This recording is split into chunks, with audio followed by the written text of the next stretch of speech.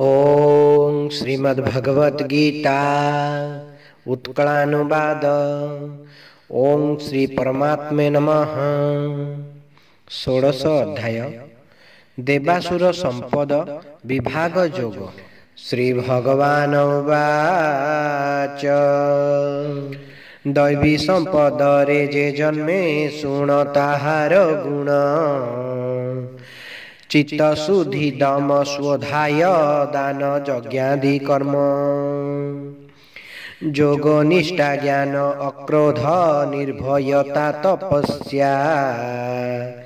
दया क्षमा निर्लोभता जे सत्य निष्ठा अहिंसा पर निंदा ईर्षा न करे नाही जे अहंकार शांति प्रिय त्यागी दृढ़ से शुचिवंत उदार गर्व दंभ क्रोध कर्कश भाव जे अज्ञानता आसुरी प्रकृति ये सबू जान हे पृथ्वीपुत्रा दैवी गुण दिए मुक्ति आसुरी जे बंधन तुम्हें दैवी गुण जुकत तेज दुख अर्जुन जीवंकर पार्थ सुर की बा दैवी स्वभाव दैवी भाव मुहि कहिची सुण आसुरी भाव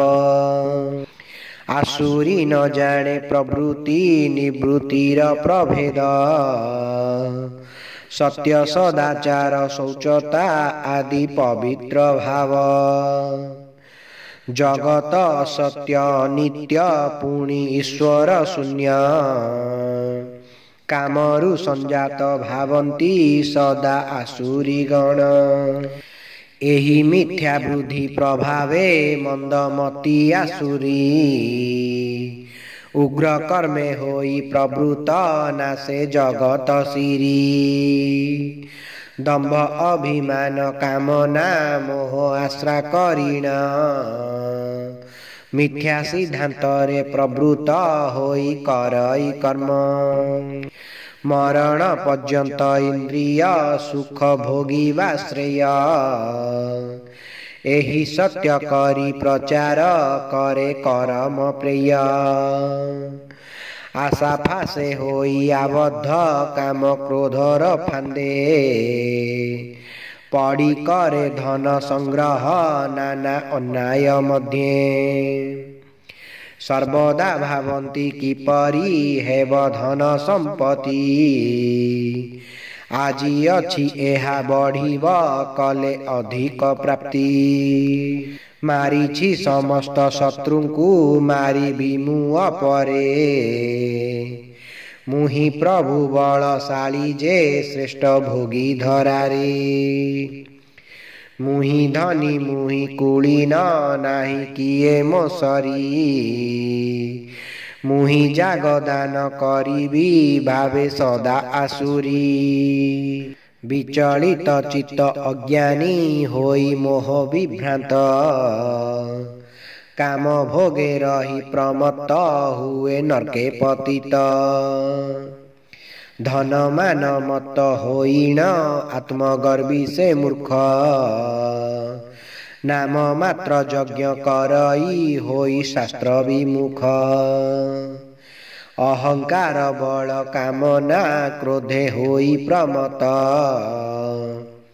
देहस्थ आत्मा कुसे निंदे ईर्षा बसे सतत सेहि ईर्षा युक्त दुष्ट कु एहि भूत लोकरे